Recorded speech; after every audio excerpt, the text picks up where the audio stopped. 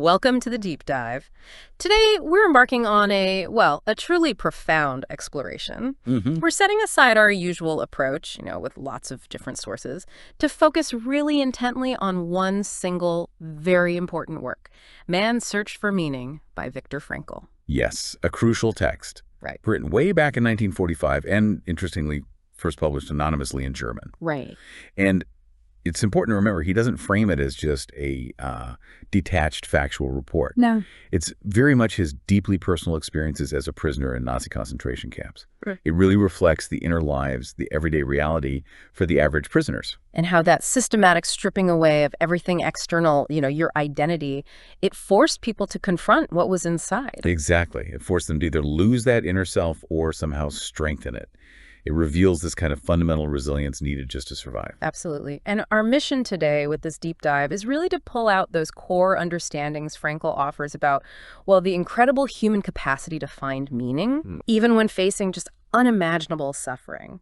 We'll be looking at his direct observations from the camps and also how he developed his psychological approach, logotherapy. And logotherapy really shifts the focus, doesn't it, away from, say, pleasure or power as the main driver. Right, Freud or Adler. Exactly. Frankl argues it's this deep-seated need for purpose, for meaning, and that drive is just crucial for navigating even the absolute worst circumstances. So to give you a bit of a roadmap, we'll mainly be looking at the two big parts of the book, experiences in a concentration camp and then logotherapy in a nutshell. Yeah, those are the core sections. And it's also worth mentioning the prefaces briefly. Gordon W. Allport wrote one talking about Frankl's, his talent, but also the immense personal loss he suffered there. Lost his whole family, didn't he? Almost everyone. I know. And then in a later preface, Frankl himself talks about why he initially published anonymously and stresses that core aim again, showing how life can hold on to meaning, potential meaning, even in the most extreme situations. Okay, let's unpack this. Let's dive into that first section, experiences in a concentration camp. The book opens describing the initial shock of arrival. What stands out for you there? Well, the immediate and just brutal loss of identity, it's striking. Yeah. He describes how prisoners were stripped of everything, their possessions, their clothes, even their names, often replaced by a number. Just dehumanizing. Completely. Yeah. A deliberate assault on their sense of self. It really makes you think, what is you when all those external markers are just gone? And then there was a selection process right at the start. Sounds so arbitrary, almost casual, but with ultimate power. Terrifyingly so.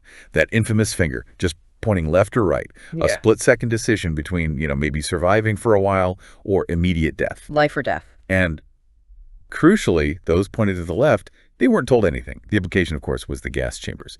That sheer uncertainty, the total lack of control. It's hard to even comprehend. How do you maintain any sense of agency, any sense of self when faced with that? Exactly. And from that point on, the daily reality was just relentlessly harsh. Can you sort of paint a picture of those conditions for us? It was constant, multifaceted physical suffering. Hunger was just pervasive, always there.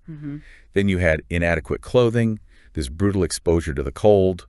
Sleep deprivation was endemic, even though getting those meager rations often depended on being able to work. Catch-22. Absolutely. And then you had the capos, the prisoner functionaries. Fellow prisoners sometimes. Fellow prisoners, yeah, who were sometimes incredibly cruel to their own inmates. It added this whole other layer of psychological stress. And Frankl mentions a specific psychological impact. Yeah, he talks about the syndrome of barbed wire sickness. Yeah. This sort of emotional withdrawal, a detachment, almost like a coping mechanism against the constant trauma. Like shutting down? Kind of. And just the basic lack of hygiene, infestations of lice. It all just added to the degradation. It's like a cascade of horrors, one thing piling onto another. It's almost impossible to imagine enduring that day in, day out. It's not surprising that the thought of suicide would be there. Oh, it was a common initial reaction. Frankl writes about it openly. It seemed like a logical response, in a way, to that utter hopelessness. An escape. An escape, yeah. And maybe regaining some tiny bit of control. Frankl himself mentions making this initial promise to himself not to run into the wire, as they called it. It highlights how present that temptation was. But amidst all that external horror, Frankl also shows this incredible resilience, doesn't he? The way people found refuge in their inner lives. Yes, this is so important. That intensification of inner life became a crucial survival tool. When there's nothing else. When there's nothing else, you turn inward. The memory of loved ones, just the power of love itself that emerged as an incredibly potent source of strength. He writes beautifully about thinking of his wife. He does. And it's striking how even when physically stripped bare, that internal connection became almost tangible. A powerful why when all the external hows were just unbearable.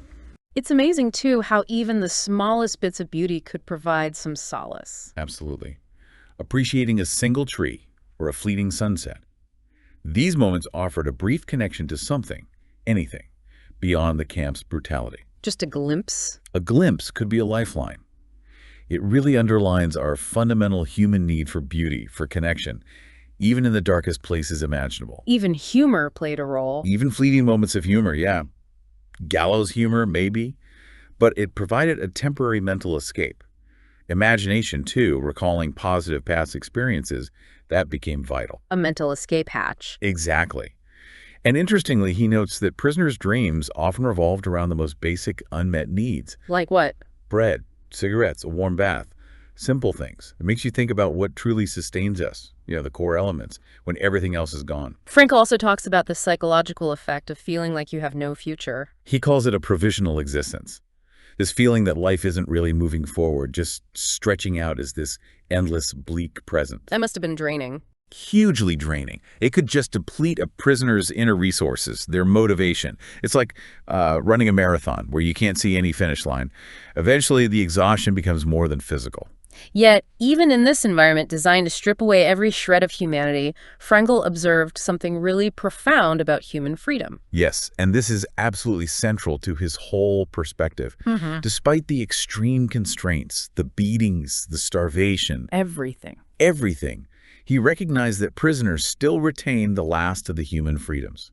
The ability to choose one's attitude in any given set of circumstances. That internal freedom. That internal freedom. He gives examples of prisoners who maintained their dignity, their inner self, even when being brutally treated. It's such a powerful reminder that even when external freedom is completely gone, that internal freedom of response remains. And this ties directly into that Nietzsche quote Frankl uses, doesn't it? He who has a why to live can bear with almost anyhow. Precisely. That's the core of it. The prisoners who found some sense of meaning, maybe at a task, however small, or relationship, even just the will to survive for someone. They had a why.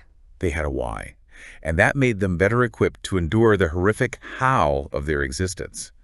It provided a crucial anchor. It wasn't about making the suffering okay, but about having a purpose that somehow transcended it. Finally, before we move to logotherapy, the experience of liberation itself.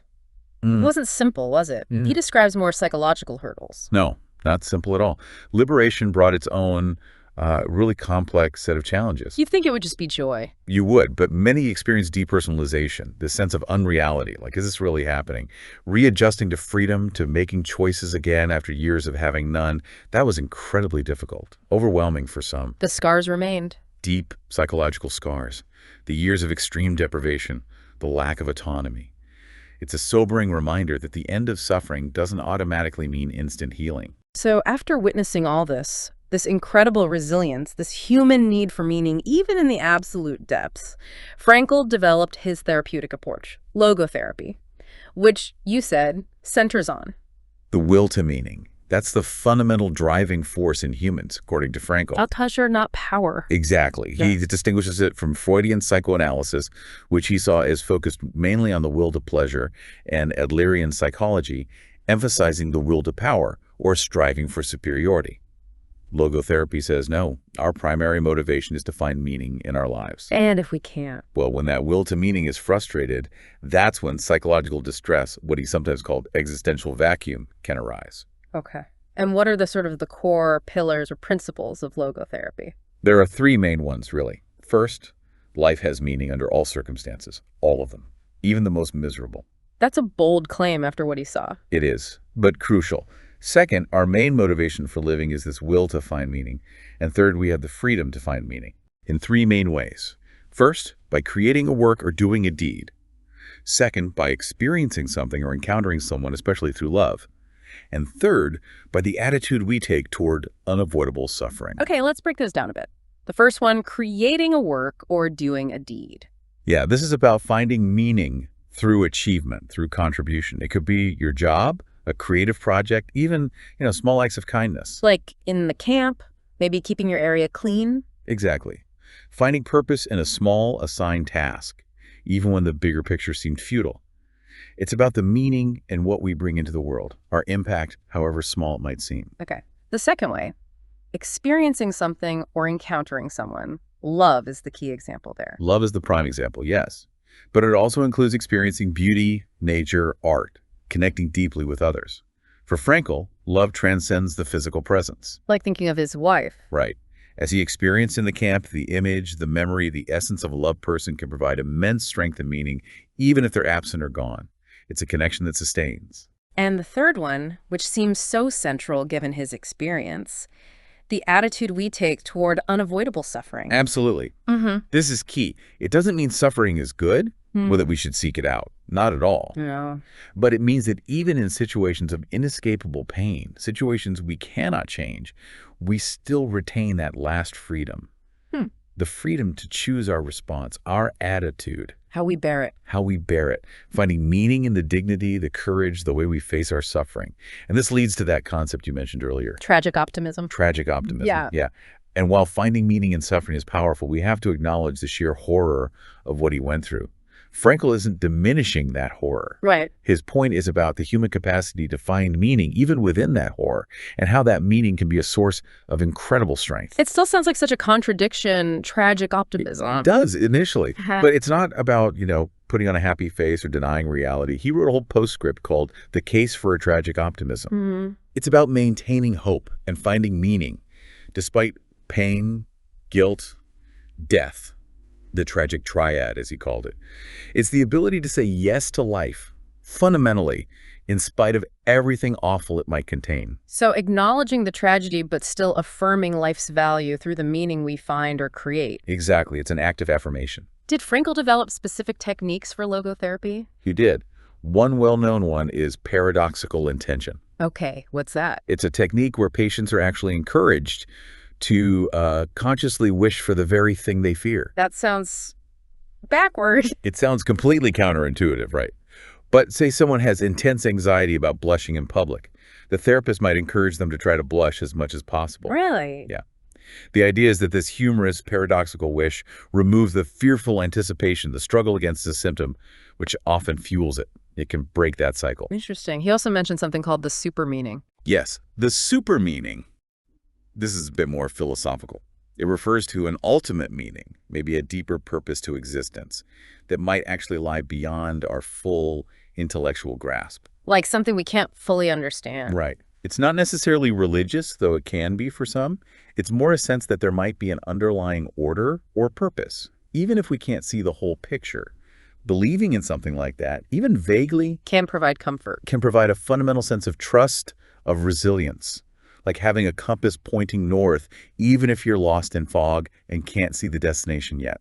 So ultimately then, what is the meaning of life according to logotherapy? Is there one answer? No, not at all. That's a key point. Yeah. Logotherapy strongly emphasizes that the meaning of life isn't some universal abstract concept you find in a book. Okay. Instead, it's unique and specific to each individual, and even to each moment in time for that individual. It's a concrete reality to be lived out, a task to be fulfilled, in whatever situation you find yourself in. So my meaning is different from yours, and it might change over time. Exactly. What's meaningful for you right now might be different next year, or different from someone else entirely. It's discovered moment by moment through our choices and actions and experiences. As we draw this deep dive to a close, looking back at Frankl's man's search for meaning, what would you say is the most significant, the most resonant takeaway? I think it has to be that profound, enduring message about our remarkable human capacity, the capacity to find and even create meaning, even under the most dehumanizing, horrific conditions imaginable. That inner strength. That inner strength, yes. Frankl's own life and his observations just underscore this idea that while suffering is sadly an unavoidable part of life sometimes, our response to it, our ability to find meaning within it that can transform our experience, it can preserve our core humanity. It's really a testament to the strength we possess inside, even when everything external seems lost. A truly powerful and I think ultimately hopeful message, despite the darkness it came from. Definitely hopeful. And on that note, we'll leave you with this final thought to ponder. think about the sources of meaning in your own life, maybe the big ones, maybe the small ones, especially amidst the everyday challenges you face. How might Viktor Frankl's insights, his focus on the power of choice and attitude, resonate with your own experiences, your own perhaps ongoing search for meaning? Thank you for joining us on this deep dive.